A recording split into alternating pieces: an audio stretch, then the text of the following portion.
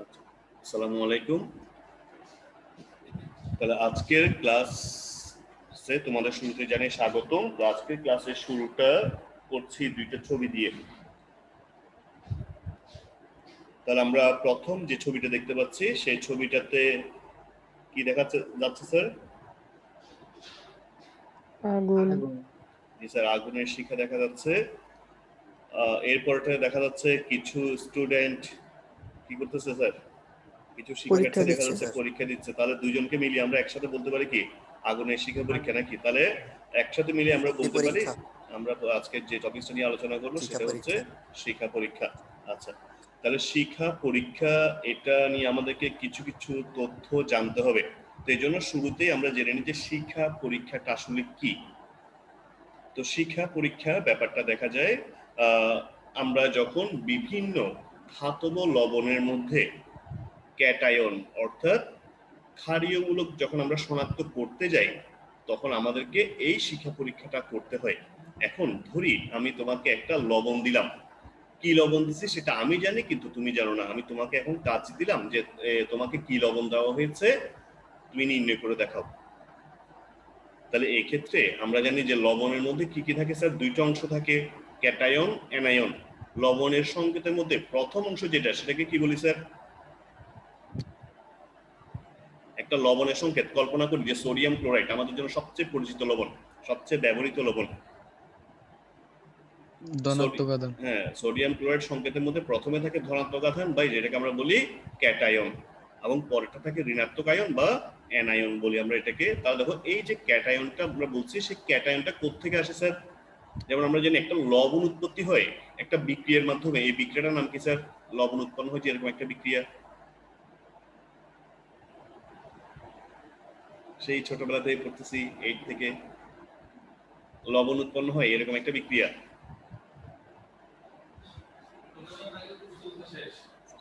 Calcium কার্বনের সাথে hydrochloride বিক্রিয়া করে। আচ্ছা, তাহলে এই বিক্রিয়া আমরা বলতে পারি মূলত কি প্রশমন বিক্রিয়া, অর্থাৎ অ্যাসিড এবং ক্ষার যখন বিক্রিয়া করে তখন ওদের মধ্যে বিক্রিয়ার ফলে কি উৎপন্ন হয় স্যার? লবণ উৎপন্ন হয় না? অ্যাসিড এবং ক্ষারের প্রশমন বিক্রিয়ায় লবণ এবং পানি উৎপন্ন হয়। তাহলে এখন আমি যে লবণের কথাটা বললাম স্যার, সোডিয়াম ক্লোরাইড, এটা কোন কোন অ্যাসিড বা ক্ষার থেকে আসে জানি? সোডিয়াম হাইড্রোক্সাইড আর hydrochloric acid. Very good Farha বাবির। সোডিয়াম হাইড্রোক্সাইড এবং হাইড্রোক্লোরিক অ্যাসিড এই দুইটা যৌগের বিক্রিয়ার ফলে, প্রশমন বিক্রিয়ার ফলে সোডিয়াম ক্লোরাইড লবণটা উৎপন্ন হয়। তাহলে দেখো তো আমরা বলতে পারি তাহলে লবণের যে ধনাত্মক অংশ সেই ধনাত্মক অংশটা আসছে মূলত ক্ষার থেকে, অর্থাৎ সোডিয়াম অংশটা আসছে মূলত সোডিয়াম হাইড্রোক্সাইড থেকে, অর্থাৎ একটা ক্ষার থেকে আসছে। এজন্য আমরা ধনাত্মক আয়ন বা ক্যাটায়নটাকে কি বলবো স্যার? ক্ষারীয় মূলক। বুঝছি? লবণের সংকেতের মধ্যে ধনাত্মক আয়ন বা ক্যাটায়নটা আসে মূলত ক্ষার থেকে, সেজন্য আমরা এই ধনাত্মক আয়ন বা ক্যাটায়নটাকে বলবো ক্ষারীয় মূলক। তাহলে অ্যানায়নটাকে কি বলা যায় স্যার উল্টো ভাবে? অ্যানায়নটা আসে অ্যাসিড থেকে, সেজন্য অ্যানায়নটাকে আমরা বলবো অম্লীয় মূলক। তাহলে লবণের সংকেতের মধ্যে দুইটা মূলক থাকে, প্রথমটা হচ্ছে ক্ষারীয় মূলক, পরেরটা হচ্ছে অম্লীয় মূলক। তার আমাদেরকে যে পরীক্ষণীয় লবণটা দেওয়া হয়, যে লবণটাকে টেস্ট করতে দিবে তার ক্ষারীয় মূলকটাকে শনাক্ত করার জন্যই মূলত আমরা এই শিক্ষা পরীক্ষাটা করে থাকি। কারণ আমাদের দেখো পর্যায় সারণীতে যে 118টা মৌল আছে তার মধ্যে প্রায় 70 থেকে 80টা মতো আছে কি শুধু ধাতু। তাহলে এতগুলো ধাতুর মধ্যে তোমাকে আমি কোনটা দিছি কি এটা তো যাচাই করাটা আসলে একটু টাফ, সেজন্যই আমরা মূলত এই শিক্ষা পরীক্ষাটা করি, যাতে আমাদের পরীক্ষণীয় নমুনা লবণের মধ্যে কোন ধাতুটা আছে সেটা আমরা সহজেই বুঝতে পারি। ঠিক আছে, তাহলে সংজ্ঞাটা একটু দেখে নিই যে শিক্ষা পরীক্ষাটা হচ্ছে বিভিন্ন ধাতব লবণের ক্যাটায়ন অর্থাৎ ক্ষারীয় মূলককে তাদের বর্ণের উপস্থিতির মাধ্যমে মৌল শনাক্তকরণের একটা প্রক্রিয়া। ঠিক আছে, তাহলে আমরা একটা লবণের মধ্যে কোন ক্যাটায়নটা আছে সেটাকে শিক্ষা পরীক্ষার সাহায্যে জানতে পারি। এখন এই শিক্ষা পরীক্ষাটা মূলত আমরা আগে পড়েছিলাম রেখা বর্ণালী। রেখা বর্ণালী কথা পড়ছিলাম না স্যার? জি স্যার। আচ্ছা স্যার, রেখা বর্ণালী কিভাবে সৃষ্টি হয় স্যার মনে আছে? জি স্যার। একটু বলেন তো দেখি। ইয়া ছাড়া ইশতিয়াক কি আছে? ইশতিয়াক ছাড়া আজকে অন্যদিকে বলতে হবে। ইন্তিসার কি পারবা? রেখা বর্ণালী কিভাবে সৃষ্টি হয়?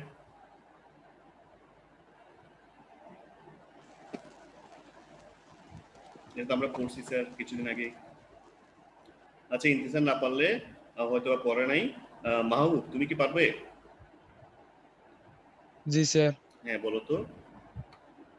স্যার আয়নিক যৌগগুলো সাধারণত ভাঙা অনেক কঠিন, তাই এদেরকে ভাঙার জন্য হাইড্রোক্লোরিক অ্যাসিড ব্যবহার করা হয়। আর এগুলো নিয়ে তা সংক্ষেপে তা ভেঙে যায় এবং নির্দিষ্ট বর্ণের রেখা বর্ণালী সৃষ্টি করে। স্যার তুমি তো যেটা বলছো সেটা হচ্ছে হাইড্রোক্লোরিক অ্যাসিড ব্যবহার করার কারণটা। আমি জানতে চাচ্ছি রেখা বর্ণালীটা কিভাবে সৃষ্টি হয়। ওই যে আমরা পড়েছিলাম যে কোনো একটা পরমাণুকে যদি আমরা উত্তপ্ত করে থাকি তাহলে তার ইলেকট্রনগুলো কোথায় যায়? ইলেকট্রন হ্যাঁ, শোষণ করে হ্যাঁ, উচ্চ শক্তি স্তরে চলে হ্যাঁ, যায় শক্তি শোষণ এবং করলে উচ্চ আবার শক্তি শক্তি স্তরে যাবে। বিকিরণ করে নিম্ন শক্তি হ্যাঁ। স্তরে চলে আসে। আচ্ছা, যে শক্তিটা বিকিরণ করবে সেই বিকিরণটা যদি আমাদের দৃশ্যমান আলোর সাথে মিলে যায়, দৃশ্যমান কোন একটা আলোর তরঙ্গদৈর্ঘ্যের সাথে মিলে যায়, তখন আমরা নির্দিষ্ট কিছু বর্ণ দেখতে পাই।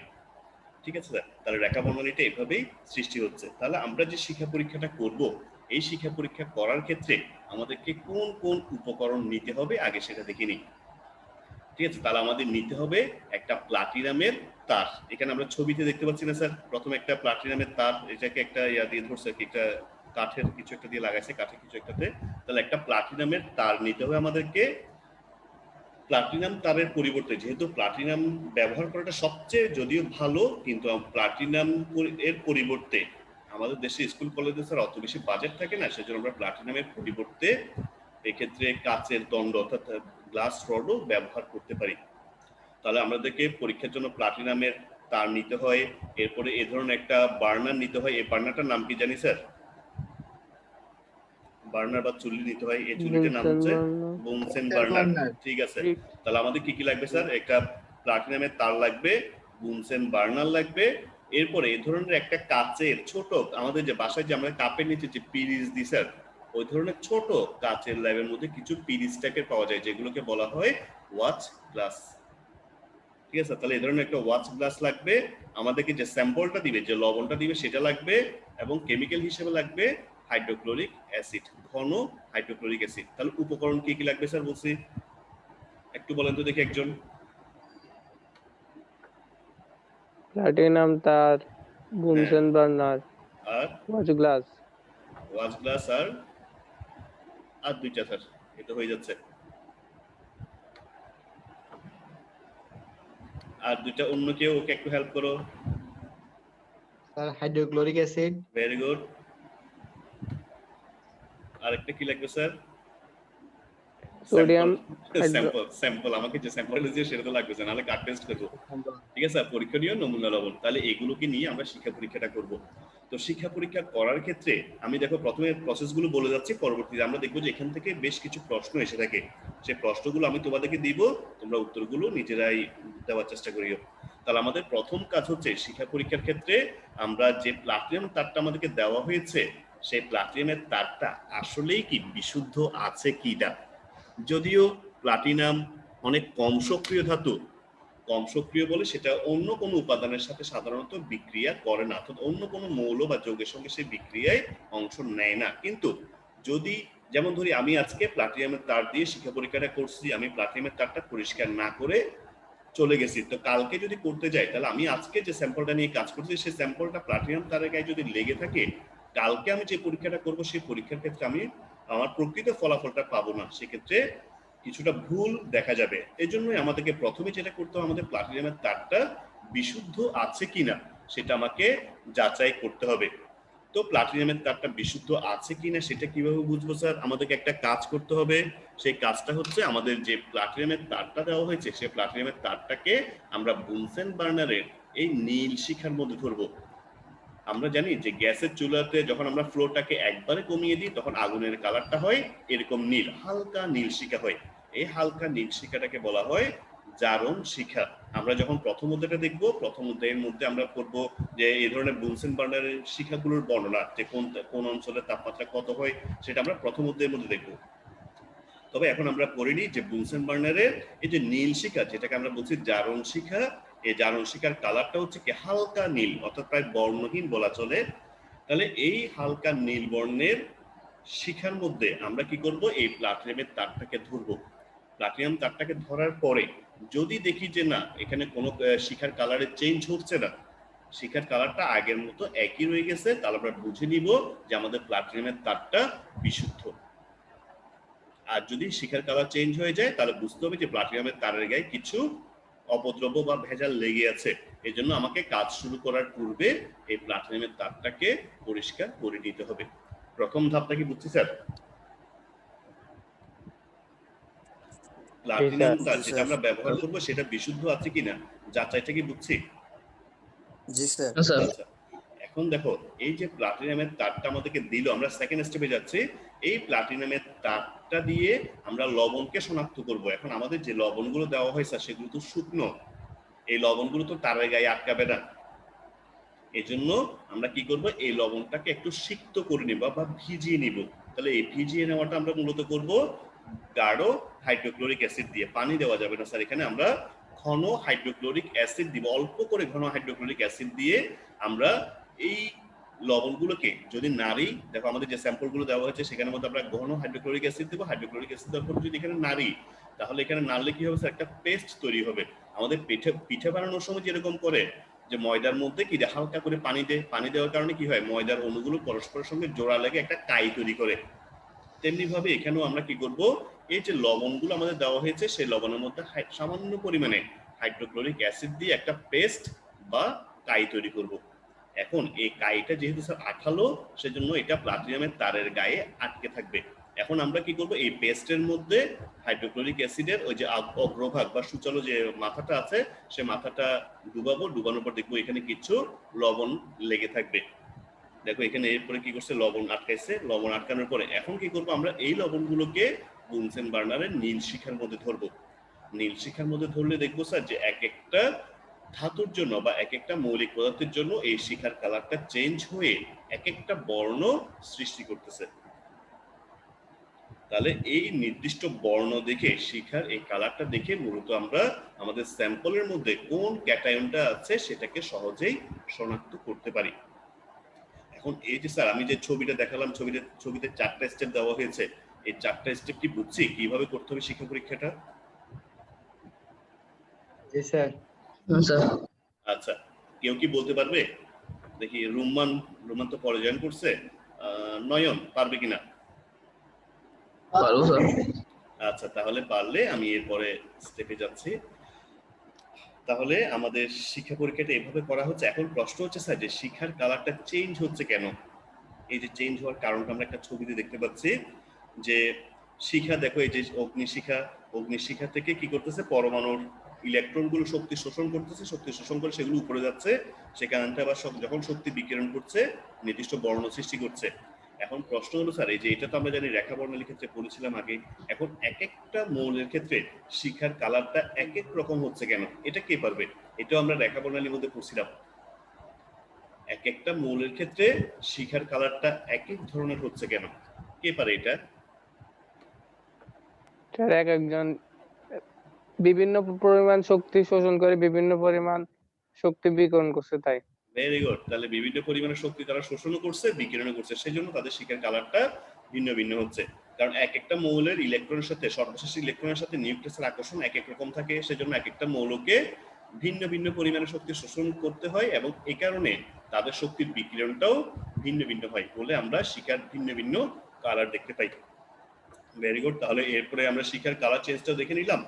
এখন এখানে আমি যে কথাটা বলছিলাম একটু আগে, সেই কথাটা এখানে দেওয়া আছে, দেখো তোমরা চাইলে স্ক্রিনশট নিয়ে রাখতে পারো অথবা পরবর্তীতে ভিডিও থেকে দেখে নিও। তো আমি স্কিপ করে যাচ্ছি পেজটা। এখন শিক্ষা পরীক্ষার বর্ণনাটা দিয়েছি। এখন শিক্ষা পরীক্ষায় ব্যবহৃত প্লাটিনাম পরিষ্কার হয়েছে কিনা এটা জিজ্ঞেস করছিলাম একটু আগে মাহবুবকে। আশা করি এটার উত্তরটা তোমরা পারবে। দেখো তাও উত্তরটা আমি একটু উত্তরটা দেখিয়ে দিচ্ছি, আশা করি এটা তোমরা পারবে। স্কিপ করে যাই। এখন এখানে আমি যে কাজটার কথা বলেছিলাম একটু আগে, যে শিক্ষা পরীক্ষায় প্লাটিনামটা পরিষ্কার হয়েছে কিনা সেটা একটা ছবির মাধ্যমে আমরা দেখতে পাচ্ছি। এভাবে আমরা শিক্ষা পরীক্ষায় যে প্লাটিনামের তারটা আছে সেই প্লাটিনামের তারটা বিশুদ্ধ হয়েছে কিনা সেটা দেখতে পারি। ঠিক আছে, যদি শিক্ষার কালার চেঞ্জ না হয় তাহলে বুঝে নিব যে প্লাটিনামের তারটা বিশুদ্ধ। এখন শিক্ষা পরীক্ষায় মৌলের বর্ণ পরিবর্তন করার কারণ একটু আগে জিজ্ঞেস করা হয়ে গেছে, তাহলে এখানে আর বলার প্রয়োজন নেই, আমরা উত্তরটা আশা করি পারবো। এখন শিক্ষা পরীক্ষার ক্ষেত্রে আমরা বিভিন্ন মৌলের বিভিন্ন ধরনের বর্ণ পাচ্ছি। এখানে আমরা একটা চার্ট দেখতে পাচ্ছি, এই চার্টটা থেকে আমাদের একটা প্রশ্ন এমসিকিউতে আসেই। আমি বোর্ড পরীক্ষার কথা বলছি, আমাদের কলেজের অভ্যন্তরীণ পরীক্ষাগুলো তো আসতে পারে, প্লাস বোর্ড পরীক্ষায়ও আসতে পারে। এখন এই যে এতগুলো মৌল আছে, এতগুলো মৌলের শিক্ষা পরীক্ষার বর্ণ দেখো এক একটার জন্য এক এক রকম হচ্ছে। এখন এটাকে মনে রাখবো কিভাবে স্যার? মনে রাখার জন্য একটু করে কষ্ট করে আমাদেরকে কিছু কিছু কথা মনে রাখতে হবে। যেমন সোডিয়াম, আমি একটু টেকনিক দেখাচ্ছি। যেমন সোডিয়াম লিখতে কি লাগে স্যার? দন্তস ওকার, দন্তস ওকার লাগে। দেখো সোডিয়ামের কালারটা হচ্ছে, শিখার কালারটা হচ্ছে সোনালী হলুদ। তাহলে সোডিয়াম সোনালী হলুদ। যেমন ধরো তোমার ঘরে কিচেনের মধ্যে যে সোডিয়াম ক্লোরাইড অর্থাৎ খাবার লবণ যেগুলো আছে, তুমি গ্যাসের চুলাটাকে একবারে কমাই দাও। তোমরা নিজেরাও বাসায় করতে পারো এটা। গ্যাসের চুলাটাকে যখন একবারে কমাই দিবা, তখন শিখার কালারটা এই যে ছবিটা দেখতে পাচ্ছি আমরা, সেই ছবিটার মতো হালকা নীল হবে। তো তার মধ্যে এই নীল শিখার মধ্যে তুমি 2-1 চিমটি লবণের দানা ছিটাই দাও, দেখবা যে শিখার কালারটা সোনালী হলুদ হয়ে যাবে। ঠিক আছে, তাহলে আমরা বলতে পারি যে সোডিয়াম সোনালী হলুদ বর্ণের শিখা উৎপন্ন করে, এবং এটা মনে রাখতে পারি আমরা এভাবে অর্থাৎ সোডিয়াম সোনালী হলুদ। এরপর আসি পটাশিয়ামের বেলায়, পটাশিয়ামটা তৈরি করে বেগুনি কালার। এখন এটা কিভাবে মনে রাখবো? যেমন প দিয়ে আমি যদি এভাবে মনে রাখি যে প দিয়ে পচা বেগুন, তো বাজার থেকে পচা বেগুন কিনে আনছি। পটাশিয়াম বেগুন। ক্যালসিয়াম ইটের মতো লাল। তোমরা কি আমার কথা শুনতে পাচ্ছ? আমার এখানে কিন্তু নেটওয়ার্ক আনস্টেবল আসছে। আমার কথা শুনতে পেলে স্যার একটু মাঝে মধ্যে কাটি কাটি আসে। মাঝে মধ্যে কেটে কেটে আসতেছে। আচ্ছা স্যার, আমার তো জি রেকর্ড স্যার। হচ্ছে, রেকর্ড হলে সমস্যা নেই, তোমরা দেখে নিতে পারবে। এখন নেটওয়ার্ক আনস্টেবল আসছে এখানে। যাই হোক, আমরা এগিয়ে যাই। তাহলে দেখো আমরা ক্যালসিয়াম এর কালারটা পাই ইটের মতো লাল। তো এটাকে কিভাবে মনে রাখতে পারি স্যার? যেমন আমরা জানি ব্রিক ফিল্ড গুলোতে মূলত মাটিকে পুড়িয়ে লাল ইট তৈরি করে, এবং মাটির উপাদান হচ্ছে মূলত ক্যালসিয়াম। ক্যালসিয়াম কার্বনেট হচ্ছে মাটির গঠন উপাদান। অনেকগুলো উপাদান থাকে, তার মধ্যে প্রধান উপাদান হচ্ছে ক্যালসিয়াম কার্বনেট। তার মানে বলতে পারি যে ক্যালসিয়ামকে পোড়ালে কি হবে? লাল ইট তৈরি হবে। এটা এভাবে মনে রাখতে পারি। এরপর দেখি স্ট্রংশিয়ামটাও লাল, তবে এটা হচ্ছে টকটকে লাল। এই টকটকে লালটাকে আমরা বলতে পারি ক্রিমসন রেড বা সূর্যাস্তের মতো লাল। সূর্যাস্তের সময় সূর্যের যে কালারটা হয় সেটার মতো। এবং এরপরে অথবা আমরা রক্ত লালও বলতে পারি, সূর্যাস্তের মতো লাল বা রক্ত লাল। বেরিয়ামটা হচ্ছে কাঁচা আপেলের মতো হালকা সবুজ। ঠিক আছে, অথবা এটাকে একটু করে বলা যায় হলুদাভ সবুজ। সবুজটাই মেন, হলুদটা বেশি। তাহলে এখানে আমরা বেরিয়ামের কালার এবং স্ট্রংশিয়ামের কালার এভাবে একটা ছন্দ দিয়ে মনে রাখতে পারি। যেমন আমি মনে করি তোমাদেরকে আমার বাসায় দাওয়াত দিলাম, তো দাওয়াত দিয়ে আমি তোমাদেরকে কাঁচা আপেলকে জুস বানিয়ে তোমাদেরকে খেতে দিলাম। তাহলে এভাবে বলতে পারি যে কাঁচা আপেলের জুস হালকা সবুজ বাটিতে লাল স্ট্র দিয়ে পান করতে দিলাম। কি বলছি স্যার? এই যে কাঁচা আপেলের জুস হালকা সবুজ বাটিতে দিয়ে হচ্ছে বাটি, লাল স্ট্র, এস আর দিয়ে হচ্ছে স্ট্র, লাল স্ট্র দিয়ে পান করতে দিলাম। তাহলে এভাবে মনে রাখতে পারি। আরবি হচ্ছে রুবিডিয়ামের কালারটা হচ্ছে লালচে বেগুনি। এই লালচে বেগুনিটা এভাবে মনে রাখতে পারি আমরা, যেহেতু আমরা এখন বাংলিশ, তার রেডিশ বেগুনি। ঠিক আছে, রেডিশ মানে লালচে, বি দিয়ে বেগুনি, রেডিশ বেগুনি, লালচে বেগুনি। অর্থাৎ এগুলো মনে রাখার জন্য টেকনিক আর কি। সিজিয়ামটা নীল এবং লিথিয়ামটা হচ্ছে লাল। তো লিথিয়াম লিখতে ল লাগে, এখানে লাল লিখতেও ল লাগে। তাহলে আমরা বলতে পারি লিথিয়ামটা হচ্ছে লাল কালারের, যেটাকে আমরা রক্ত লাল বা ক্রিমসন রেডও বলতে পারি। তাহলে আরেকটা জিনিস এখানে বাদ করছে, আরেকটা ধাতু, সেটা হচ্ছে কপার। কপারের বেলায় কালারটা হচ্ছে নীলাভ সবুজ। দেখো এটা হচ্ছে হালকা সবুজ, এটা আপেলের মতো হালকা সবুজ, আর কপারের যে কালার সেটা হচ্ছে নীলাভ সবুজ। তো নীল সবুজ এদের মিক্সার, নীলাভ সবুজ কালার। তাহলে এভাবে আমরা বিভিন্ন ধাতুর বেলায় তাদের শিখার কালারটা কেমন হবে সেটা জানতে পারি, এবং এটা তোমাদের পরীক্ষায় আসে, এখান থেকে একটা এমসিকিউ আসে, এটা তোমরা ভালো করে মুখস্থ করে নিও। তো আমি যে টেকনিকগুলো বলছি সেই টেকনিকগুলো অবলম্বন করেও মনে রাখতে পারো। এখন আসি এর পরেরটাতে। আমরা এখানে শিখার বিভিন্ন কালার দেখতে পাচ্ছি, কিছু পিক দেখাচ্ছে এখানে। দেখো উপর থেকে যদি আমি দেখি, এখানে ফার্স্টে দেখো এই যে বাম পাশে যেটা, ডান পাশে উপরে যেটা আছে, সেখানে দেখো ক্যালসিয়ামকে পড়াচ্ছে লাল ইটের মতো পাচ্ছে। এরপর এখানে নিচে এটা হচ্ছে বেরিয়ামটা হচ্ছে হালকা সবুজ হবে আপেলের মতো, যে আমাদের কাঁচা আপেল যেগুলো আছে হালকা সবুজ কালার হয়। এরপর স্ট্রংশিয়ামের বেলায় দেখো এই যে সূর্যাস্তের মতো লাল। এরপর এটা হচ্ছে কপারের বেলায় দেখা যাবে এখানে দুইটা একসাথে দেওয়া আছে, দেখো কপারটা হচ্ছে নীলাভ সবুজ, এপিকের মধ্যে দুইটা আসছে নীলাভ সবুজ এবং স্ট্রংশিয়ামটা ছিল লাল। ঠিক আছে, তাহলে আমরা এভাবে বিভিন্ন ধাতুর জন্য বিভিন্ন ধরনের শিখা কালার দেখে আমরা ওই ধাতুগুলোকে শনাক্ত করতে পারি। এখন আমরা প্রথম ধাপে যে পড়েছিলাম, যে প্রথম যে আমাদের স্লাইডটা ছিল সেখানে আমরা পড়েছিলাম যে শিখা পরীক্ষায় আমরা হাইড্রোক্লোরিক অ্যাসিড ব্যবহার করি। এখন এর কারণটা হচ্ছে আমরা যে ওই যে একটু আগে আমি যে বললাম যে একটু করে লবণগুলোকে আটকানোর জন্য, প্লাটিনাম তার মধ্যে লবণ আটকানোর জন্য, সেটা একটা কারণ হতে পারে। তবে মেইন কারণ যেটা রাসায়নিক কারণ, যেটা সেই রাসায়নিক কারণটা হচ্ছে মূলত আমাদেরকে যে স্যাম্পল গুলো দেওয়া হয় স্যার, সেই স্যাম্পল গুলো হচ্ছে আয়নিক যৌগ। তো আয়নিক যৌগের মধ্যে বন্ধনটা যেহেতু আমরা জানি অনেক বেশি শক্তিশালী, সেজন্য তাদের গলনাঙ্ক এবং স্ফুটনাঙ্কের মান অনেক বেশি হয়। যেমন আমি একটা আয়নিক যৌগ ধরলাম ক্যালসিয়াম কার্বনেট, তাহলে এই ক্যালসিয়াম কার্বনেটের স্ফুটনাঙ্ক হচ্ছে ক্যালসিয়াম কার্বনেটের বেলায় গলনাঙ্কের মানটা হচ্ছে 900 ডিগ্রি সেলসিয়াস, তার মানে অনেক বেশি না? তাহলে এই যে এত বেশি তাপ দিয়ে ওদের শিখা কালার চেঞ্জ করাটা আসলে একটু সময় সাপেক্ষ ব্যাপার।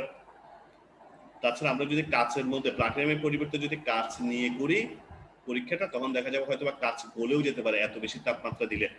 তো এই জন্য আমরা যেটা করব, আমাদের যে পরীক্ষণীয় স্যাম্পলগুলো দেওয়া থাকে, লবণের স্যাম্পলগুলো দেওয়া থাকবে, সেগুলোকে আমরা হাইড্রোক্লোরিক অ্যাসিডের সাথে বিক্রিয়া ঘটাবো। তো সামান্য পরিমাণে আমরা যে গাঢ় হাইড্রোক্লোরিক অ্যাসিড দিচ্ছি, সেই গাঢ় হাইড্রোক্লোরিক অ্যাসিডের সাথে যখন বিক্রিয়া ঘটবে তখন সেক্ষেত্রে কি কি উৎপন্ন হতে পারে স্যার? লবণের সাথে অ্যাসিড, যেমন আমি ধরলাম ক্যালসিয়াম কার্বনেট, তার সাথে হাইড্রোক্লোরিক অ্যাসিডের বিক্রিয়া কি উৎপন্ন হবে এটা বলবে আমাকে সামি। 134।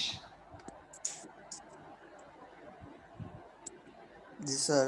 ক্যালসিয়াম কার্বনের সাথে আমি ধরে হাইড্রোক্লোরিক অ্যাসিড মিশালাম, তাহলে এখানে কি কি বিক্রি হবে sir? Calcium hydrochloride, calcium chloride, পানি। ক্যালসিয়াম ক্লোরাইড, পানি এবং কার্বন ডাইঅক্সাইড। Carbon dioxide. তাহলে ধাতুর কার্বনেটের সাথে যখন অ্যাসিড বিক্রিয়া করে তখন লবণ, পানি এবং কার্বন ডাইঅক্সাইড উৎপন্ন করে। তাহলে যে লবণটা উৎপন্ন হচ্ছে সেটা কিন্তু দেখো স্যার ক্লোরাইড লবণ, ক্যালসিয়াম ক্লোরাইড। তাহলে দেখা যায় যে অন্যান্য যে সকল আয়নিক লবণ আছে তাদের তুলনায় ক্লোরাইড লবণের উদ্দায়িতা একটু বেশি। উদ্দায়িতা বেশি মানে হচ্ছে এগুলো অল্প তাপে বাষ্পীভূত হয়ে যায়। এই জন্য আমাদের যে পরীক্ষণীয় অনুদ্দায়ী লবণ সেটাকে উদ্দায়ী ক্লোরাইড লবণে পরিণত করার জন্যই মূলত আমরা শিখা পরীক্ষার সময় গাঢ় হাইড্রোক্লোরিক অ্যাসিড ব্যবহার করি। কারণ উদ্দায়িতা কমে গেলে আমাদের যে বুনসেন বার্নারের যে অল্প তাপের যে জারণ শিখা, সেই জারণ শিখায় সহজেই এই ক্যালসিয়াম ক্লোরাইড গুলো বাষ্পীভূত হয়ে যাবে। বাষ্পীভূত হয়ে গেলে আমরা সেখান থেকে কালার দেখতে পাবো। এজন্যই আমরা শিখা পরীক্ষায় গাঢ় হাইড্রোক্লোরিক অ্যাসিড ব্যবহার করছি। তো আশা করি পারা যাবে এটা। এখন আরেকটা প্রশ্ন, শিক্ষা পরীক্ষায় আমরা নীল কাচ বা কোবাল্ট গ্লাস ব্যবহার করব কেন? কারণ এই কোবাল্ট গ্লাস এটা কথা যদিও আমি বলি নাই পরীক্ষার সময়, অর্থাৎ এটা সবসময় করতে হয় না। বাই চান্স ধরি তোমাকে আমি 2-3টা লবণ একসাথে মিশিয়ে দিছি। যেমন আমরা যখন অনার্সে ভর্তি হয়েছিলাম আমাদের ফার্স্ট ইয়ারে প্র্যাকটিক্যালে দিয়েছিল যে 5টা লবণকে একসাথে করে, তো 5টা লবণকে যদি একসাথে মিক্স করে দেয়, বলছে যে 5টা লবণকে এখন খুঁজে বের করো। তো 5টা লবণের মধ্যে স্যার 5টা ক্যাটায়ন, 5টা অ্যানায়ন, এতগুলো ক্যাটায়ন যদি আমরা যদি শিক্ষা পরীক্ষার মাধ্যমে করতে যাই হবে কিনা? একটার সাথে একটা কালার ম্যাচ মিলে যাবে না? বা দুইটা মিলাই ভিন্ন একটা কালার তৈরি করতে পারে। ঠিক আছে, একাধিক ধাতু যদি থাকে তাহলে সেক্ষেত্রে তাদের কালার গুলো কি হয়ে যাবে? পরস্পরের সাথে মিশে যাবে, একটার সাথে একটা মিশে ভিন্ন কোন একটা কালার তৈরি করে ফেলবে। সেজন্য আমরা শিক্ষা পরীক্ষার সাহায্যে হয়তোবা ওখানে যে ধাতুটা আছে সেটাকে আমরা শনাক্ত করতে পারবো না। এই জন্যই মূলত ওই সকল ক্ষেত্রে যখন আমাদেরকে মিশ্রণ দেওয়া হয়, সেই মিশ্রণের ক্ষেত্রে শিখার কালারটা বোঝার জন্য আমরা মূলত এই কোবাল্ট গ্লাস বা নীল কাচটা ব্যবহার করব। সচরাচর এক্ষেত্রে আমরা করব না ইন্টারমিডিয়েটে, কারণ আমাদের একটাই লবণ দেওয়া হবে, এক্ষেত্রে আমাদের করার প্রয়োজন নেই। কিন্তু তাও বইতে প্রশ্নটা আছে বলে একটু করে আলোচনা করে দিচ্ছি। তো দেখো কোবাল্ট গ্লাস বা নীল কাচগুলো হচ্ছে এ ধরনের। এখন আমরা যে শিক্ষা পরীক্ষায় যে কোবাল্ট গ্লাস ব্যবহার করব এটা কেন স্যার? এটা একটু আগে আমি বলে ফেলছিলাম যে আমাদের যখন পরীক্ষণীয় লবণ সেটার সাথে যখন অন্য কোনো একটা লবণকে মিশাই দিবে, আমাদেরকে এক বা একাধিক লবণ যখন মিশাই দিবে, তখন সেক্ষেত্রে একটা ধাতুর বর্ণের সাথে একটা ধাতুর যে কালার সেটার সাথে অন্য একটা ধাতুর কালার মিক্স হয়ে যাবে, ফলে আমরা আমাদের পরীক্ষণীয় নমুনা লবণের মধ্যে কোন ধাতু আছে সেটাকে জানতে পারবো না। এই জন্যই মূলত আমরা কোবাল্ট গ্লাসটা ব্যবহার করছি। কোবাল্ট গ্লাসের কাজটা কি? কোবাল্ট গ্লাস যেমন ধরি আমাদের স্যাম্পলের মধ্যে মনে করি আমার ক্যালসিয়ামের স্যাম্পল একটা দিচ্ছে, সেই ক্যালসিয়ামের স্যাম্পলের সঙ্গে সামান্য পরিমাণে কোনো কারণে সোডিয়াম মিক্স হয়ে গেছে। এখন কোবাল্ট গ্লাসের কাজটা হচ্ছে এই সোডিয়াম থেকে যে হলুদ আলোটা নির্গত হয়, অর্থাৎ সোডিয়াম যে সোনালী হলুদ কালারটা তৈরি করে, সেই সোনালী হলুদ কালারটা কোবাল্ট গ্লাসের মধ্য দিয়ে আসার সময় শোষিত হয়ে যাবে। দেখো এই যেখানে একটা ছবি দিয়েছি আমি, সোডিয়ামের যে সোনালী হলুদ কালার সেটা কোবাল্ট গ্লাসের মধ্য দিয়ে আসার সময় শোষিত হয়ে যাবে। যেহেতু দেখো কলা, ঠিক আছে, তার সোডিয়ামের যে হলুদ কালার, সে হলুদ কালারের চেয়ে নীল কালারের তরঙ্গ দৈর্ঘ্যের মান বেশি, সেজন্য এটার ভিতর দিয়ে আসার সময় হলুদ কালারটা নীল গ্লাসের ভিতর দিয়ে আসার সময় শোষিত হয়ে যায়। শোষিত হয়ে যায় বলে সোডিয়ামের উপস্থিতিতে আমরা অন্য কোনো ধাতু শনাক্ত করতে গিয়ে কোনো সমস্যায় পড়ি না যদি কোবাল্ট গ্লাসটা ব্যবহার করি। এই উত্তরটা কি বুঝছি কিনা স্যার? একটু দেখো তো, উত্তরটা একটু পড়ে নাও আগে, পড়ে নিয়ে এরপর দেখো বুঝতে কোনো সমস্যা আছে কিনা।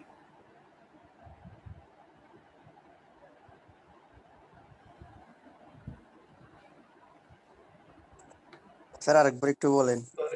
আচ্ছা, একটু সহজ কথায়, যদি বইয়ের কথাটাকে ওমিট করে যদি একটু সহজ কথায় বলি, আমাদের যদি একাধিক ধাতুর মিশ্রণ দিয়ে, অর্থাৎ একাধিক লবণের মিশ্রণ যদি দেয়, সে মিশ্রণের শিক্ষা পরীক্ষার মাধ্যমে কিন্তু আমরা উপাদানগুলোকে সহজে চিনতে পারবো না, কারণ প্রত্যেকটা ধাতুর যে কালার তৈরি হবে সেই কালারগুলো একটার সাথে একটা কি হয়ে যাবে, মিশে যাওয়ার কারণে ভিন্ন একটা কালার তৈরি হবে।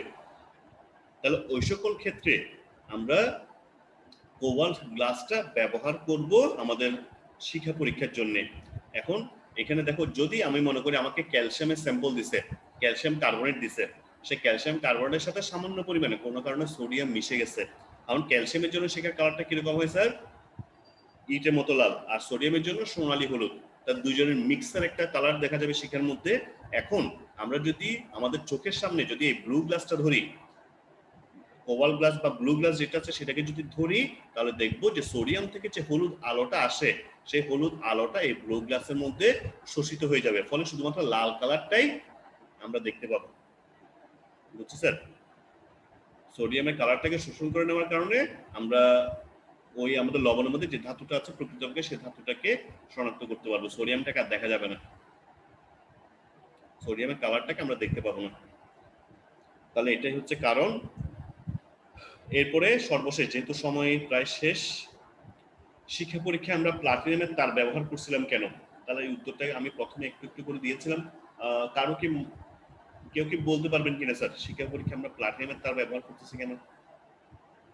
নিজে থেকে একটু বলো দেখি, কারো কি কোনো তথ্য আছে কিনা, এ ব্যাপারে জানা আছে কিনা কোনো তথ্য?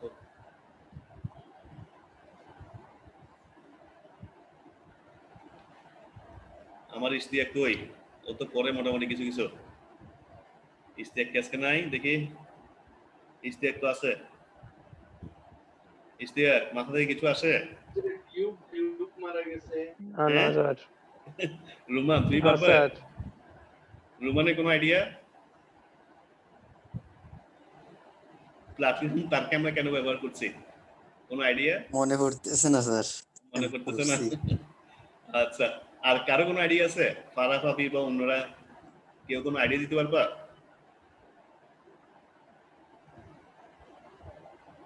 আচ্ছা, আমি দিয়ে দিচ্ছি। প্লাটিনামের কথা আমি প্রথমে বলেছিলাম যে প্লাটিনাম হচ্ছে অনেক নিষ্ক্রিয় একটা ধাতু, অর্থাৎ ধাতুগুলো যদি আমরা সক্রিয়তা সিরিজ দেখি, প্লাটিনামের অবস্থানটা হচ্ছে একদম নিচের দিকে। সেজন্য আমরা বলতে পারি যে প্লাটিনাম হচ্ছে প্রায় নিষ্ক্রিয়। তো নিষ্ক্রিয় হলে সুবিধাটা কি স্যার? কারণ আমরা যে লবণগুলো ব্যবহার করব, লবণের স্যাম্পলটা আমাদেরকে দেওয়া হয়েছে, সেই লবণের স্যাম্পলের সাথে প্লাটিনাম কোনো ধরনের বিক্রিয়ায় অংশ নিবে না। ঠিক আছে, এটা একটা কারণ। তাহলে আমরা কারণগুলো একটু দেখে নিই। তা দেখো, দুইটি কারণে আমরা শিক্ষা পরীক্ষায় প্লাটিনাম তার ব্যবহার করব। একটা কারণ হচ্ছে প্রথম কারণটা আমি বলি না, দেখো প্রথমটা হচ্ছে কি, প্লাটিনামের গলনাঙ্ক হচ্ছে 1770 ডিগ্রি সেলসিয়াস, অনেক বেশি। তাহলে আমাদের যে পরীক্ষণীয় লবণগুলো দেওয়া হয় সেগুলো যেহেতু ক্লোরাইড লবণে আমরা পরিণত করি, সেগুলোর উদ্দায়িতা বেশি বলে অনেক অল্প তাপে সেগুলো সহজে বাষ্পীভূত হয়ে যায়, কিন্তু প্লাটিনাম বাষ্পীভূত হবে না। দেখো প্লাটিনামের জন্য কিন্তু আমরা কোনো কালার পাবো না, কারণ প্লাটিনামের গলনাঙ্কটা অনেক বেশি। যেহেতু আমাদের যে লবণগুলো দেওয়া হয় সেগুলোর স্ফুটনাঙ্ক অনেক কম, সেগুলো অনেক অল্প তাপে বাষ্পীভূত হয়ে যায়, সেজন্য প্লাটিনাম গলার অনেক আগে কিন্তু আমরা শিখার কালারটা দেখতে পাবো। তাহলে প্লাটিনাম গলে না, এটা একটা কারণ। আর একটা কারণ হচ্ছে প্লাটিনাম নিষ্ক্রিয় ধাতু, তাই এটা আমাদের নমুনা লবণের সাথে আমাদের যে স্যাম্পলটা দেওয়া হয় তার সঙ্গে কোনো বিক্রিয়া করে না, এজন্য আমরা শিক্ষা পরীক্ষায় প্লাটিনাম ধাতু ব্যবহার করি। তাহলে এই দুইটা কারণ। এই যে তোমাদেরকে আজকে ছোট ছোট যে প্রশ্নগুলো দিয়েছি সেই প্রশ্নগুলো অনুধাবনমূলক প্রশ্নে আসতে পারে। তোমাদের বইতেও আছে উত্তরগুলো, তোমাদের অক্ষরপত্রের বইতেও আছে, বা আমাদের যে স্লাইডটা এখন আমি রেডি করেছি সেখান থেকেও তোমরা এগুলো লিখে নিতে পারো। তো আশা করি শিক্ষা পরীক্ষা, আচ্ছা আরেকটু আছে বাকি, আরেকটু দেখে নি। একটা জিনিস বাকি আছে, আরেকটা ইম্পর্টেন্ট টপিক। দেখো, শিক্ষা পরীক্ষায় বেরিলিয়াম এবং ম্যাগনেসিয়াম বর্ণ দেখায় না কেন? আমার যে অনুধাবনমূলক প্রশ্ন তোমাদের কাছে যদি বেশি লাগে তাহলে এই প্রশ্নটা একটু ভালো করে দেখে নিও। শিক্ষা পরীক্ষায় গাঢ় হাইড্রোক্লোরিক অ্যাসিড ব্যবহার করা হয় কেন? তোমরা যদি বোর্ড কোশ্চেনগুলো দেখো তাহলে দেখবে যে এটা অনেকবার আসছে শিক্ষা পরীক্ষা থেকে, এই প্রশ্নটা অনেকবার আসছে। আর একটা প্রশ্ন হচ্ছে এটা, শিক্ষা পরীক্ষায় বেরিলিয়াম এবং ম্যাগনেসিয়াম বর্ণ দেখায় না কেন? এটা সম্বন্ধে কেউ বলতে পারবে কিনা স্যার? বেরিলিয়াম বা ম্যাগনেসিয়াম এগুলো বর্ণ দেখাবে না কেন? আচ্ছা, আমি জানিয়ে দিচ্ছি। বেরিলিয়াম বা ম্যাগনেসিয়াম এদের বেলায় আকারটা হচ্ছে ছোট, তো আকার যেহেতু ছোট তাই ওদের ইলেকট্রনগুলোকে, ওদের সর্বশেষ শক্তি স্তরে যে ইলেকট্রন থাকে তাদের ইলেকট্রনগুলোকে যদি উচ্চ শক্তি স্তরে যেতে হয় তাহলে অনেক বেশি পরিমাণে শক্তি শোষণ করতে হয়, যেটা শিখা থেকে পাওয়া যায় না, এজন্য ওরা বর্ণ দেখাতে পারে না। দেখো এই যে উত্তরটা একটু দেখে নাও। বেরিলিয়াম এবং ম্যাগনেসিয়াম পরমাণুর আকার ছোট হওয়ায় ওদের সর্বশেষ শক্তি স্তরের ইলেকট্রনের সাথে নিউক্লিয়াসের আকর্ষণ বেশি থাকে, তাই বার্নার থেকে শক্তি শোষণ করে এদের ইলেকট্রনগুলো উচ্চ শক্তি স্তরে যেতে পারে না বলে ওরা শক্তি বিকিরণ করে না। আর শক্তি বিকিরণ না করলে ওদের বেলায় কোনো কালার আমরা দেখতে পাবো না। তাহলে বেরিলিয়াম এবং ম্যাগনেসিয়াম এই কারণে বর্ণ দেখায় না, এই প্রশ্নটাও আসে। সাথে আমি একটু এক্সটেনশন দিচ্ছি, এটা তোমাদের বইতে আছে। দেখো, zinc, cobalt, nickel, aluminium, iron এগুলো শিক্ষা পরীক্ষায় কোনো বর্ণ দেখায় না। এটা কারণ হচ্ছে ওরা যদিও আকারে বড়, ওদের বেলায় শিক্ষা থেকে ওরা শক্তি শোষণ করে উপরে যায়, উপর থেকে যখন আবার নিচে আসে তখন তারা শক্তি বিকিরণ করে, কিন্তু ওদের যে বিকিরণ সেই বিকিরণটা আমাদের দৃশ্যমান আলোর মধ্যে হয় না। ওদের বিকিরণটা আমাদের দৃশ্যমান আলোর মধ্যে না হওয়ায় আমরা ওদের বিকিরণের কালারটা দেখতে পাই না। এজন্য জিঙ্ক, কোবাল, নিকেল, অ্যালুমিনিয়াম, আয়রন ইত্যাদি এই ধাতুগুলো শিক্ষা পরীক্ষার মধ্যে কোনো বর্ণ সৃষ্টি করতে পারে না। তাহলে দেখো, এই যে আমি যারা যারা বর্ণ দেখাচ্ছে না এটাও কিন্তু এমসিকিউতে আসে, এজন্য এদের বেলায় আমরা নামটা কিভাবে মনে রাখবো? দেখো, আমি একটা ছন্দ দিলাম আর কিছু মনে রাখার জন্য। এভাবে দেখো, ফেকুনি এখনো বিরিয়ানি এবং ম্যাগি নুডলস রাখতে জানে না, ঠিক আছে? ফেকুনি মনে করি একজনের নাম, সে এত বড় হয়েছে কিন্তু এখনো বিরিয়ানি এবং ম্যাগি নুডলস রাখতে জানে না। তাহলে এখানে দেখো কিভাবে মনে রাখতে পারি। ফে দিয়ে হচ্ছে কি আয়রন, ও দিয়ে হচ্ছে কোবাল্ট, নি দিয়ে হচ্ছে নিকেল, এখনো অ্যালুমিনিয়াম, বি দিয়ে কি বিরিয়ানি, এম জি দিয়ে ম্যাগি নুডলস, আর কি জেড জানে না দিয়ে জেড। ঠিক আছে? তাহলে এই ধাতুগুলো শিক্ষা পরীক্ষার মধ্যে কোনো বর্ণ সৃষ্টি করতে পারে না। তাহলে আমাদের এমসিকিউতে আসলে আমরা আশা করি পারবো যদি এই ছন্দটা একটু মনে রাখি। স্যার কেন পারেন না একটু যদি বলবেন? Sorry sir. এই আয়রন, নিকেল, কোবাল্ট, তারপর বেরিয়াম এগুলা কেন পারেন? এগুলো কেন পারে না? বেরিলিয়াম এবং ম্যাগনেসিয়াম পারে না কারণ ওদের আকার ছোট। আকার ছোট বলে ওদের ইলেকট্রন গুলোকে যদি উচ্চ শক্তি স্তরে যেতে হয় তাহলে বেশি পরিমাণ শক্তি শোষণ করতে হয়। বেরিলিয়াম বা ম্যাগনেসিয়ামের বেলায় আকার ছোট হওয়ার কারণে ওদের ইলেকট্রনের সাথে বাইরের কক্ষপথে যে ইলেকট্রন থাকে তাদের সঙ্গে নিউক্লিয়াসের আকর্ষণ বেশি থাকার কারণে উচ্চ শক্তি স্তরে যেতে হলে ওদেরকে বেশি পরিমাণ শক্তি শোষণ করতে হয়, যেটা শিক্ষা থেকে তারা পায় না। এই জন্য স্যার, হ্যাঁ, স্যার ম্যাগনেসিয়াম তো আয়নিক। ম্যাগনেসিয়াম এটা তো আয়নিক যৌগ না? হ্যাঁ, আয়নিক যৌগ গঠন করতে পারে স্যার, কিন্তু ম্যাগনেসিয়ামের আকার সোডিয়ামের চেয়ে ছোট। তোমরা দেখো পর্যায় সারণীতে যদি দেখো যে তৃতীয় পর্যায়ে ক্ষেত্রে সোডিয়ামের ডানে ম্যাগনেসিয়াম, সোডিয়ামের চেয়ে ম্যাগনেসিয়ামের আকার ছোট। বেরিলিয়ামের তো শক্তি দুইটা, বেরিলিয়ামের আকার আরো ছোট। তো যাদের আকার ছোট তারা সাধারণত শিক্ষা পরীক্ষায় বর্ণ দেখায় না।